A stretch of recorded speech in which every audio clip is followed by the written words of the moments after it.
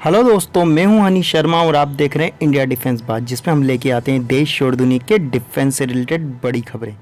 तो चलिए जान लेते हैं। दोस्तों, आप सभी को ये तो पता ही होगा कि पिछले दिनों चाइना ने सारी हदें पार करते हुए भूटान की सेंगटेंग वाइल्ड लाइफ सेंचुरी को डिस्प्यूटेड एरिया बताया था और कहा था कि चाइना इसे अपना पार्ट मानता है।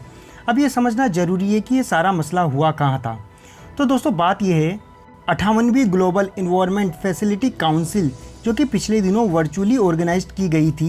दोस्तों, इस काउंसिल के जरिए कई देशों के वाइल्ड लाइफ प्रोटेक्शन और फॉरेस्ट कंजर्वेशन को लेकर फंड प्रोवाइड किया जाता है और इस संस्था में चाइना भी अपना एक बड़ा हिस्सा पे करता है। बात तब बढ़ी जब भूटान की सेंगटेंग वाइल्ड लाइफ सेंचुरी के लिए फंड प्रोवाइड कराने की बात आई, तो चाइना ने इस फंड को ये कहते हुए रोक दिया कि यह वाइल्ड लाइफ सेंचुरी भूटान और चाइना के बीच डिस्प्यूटेड एरिया है और चाइना इस जगह फंड रिलीज करने की सहमति नहीं दे सकता जिसे चाइना अपना डिस्प्यूटेड एरिया मानता है।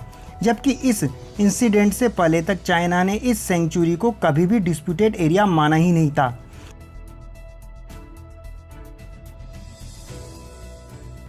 अगर आप मैप में देखें तो ये सेंचुरी इवन चाइना बॉर्डर पर भी नहीं है, ये भारत के अरुणाचल प्रदेश की बॉर्डर पर है। लेकिन जब वहाँ के बाकी मेंबर्स ने चाइना के इस क्लेम को रिजेक्ट कर दिया तो चाइना इस बात को लेकर अड़ गया।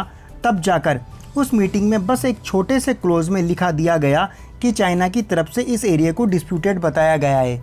इसी को लेकर आज भूटान की गवर्नमेंट ने आपत्ति पत्र को पेश करते हुए चाइना को चेताया है कि चाइना बेवजह के नए विवाद पैदा करने की कोशिश ना करे।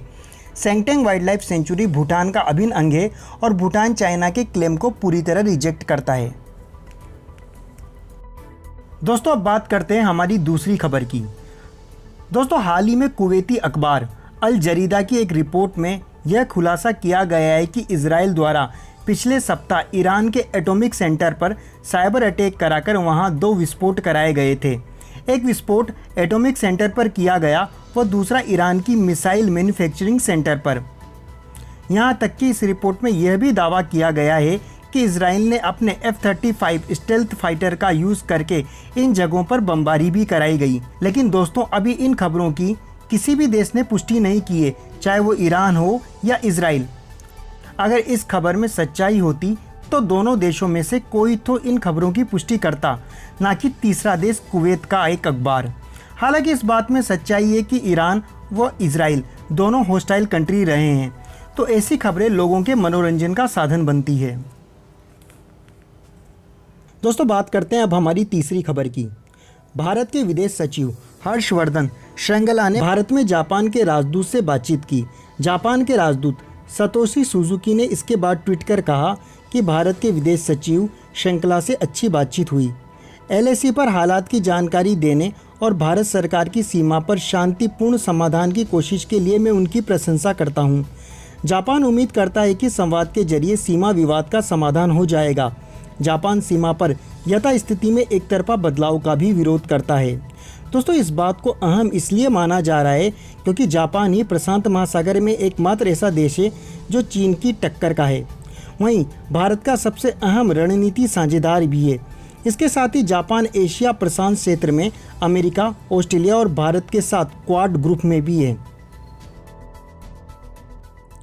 दोस्तों, अगर आपको ये वीडियो पसंद आया तो प्लीज़ वीडियो को लाइक करें, वो हमारे चैनल को सब्सक्राइब करें।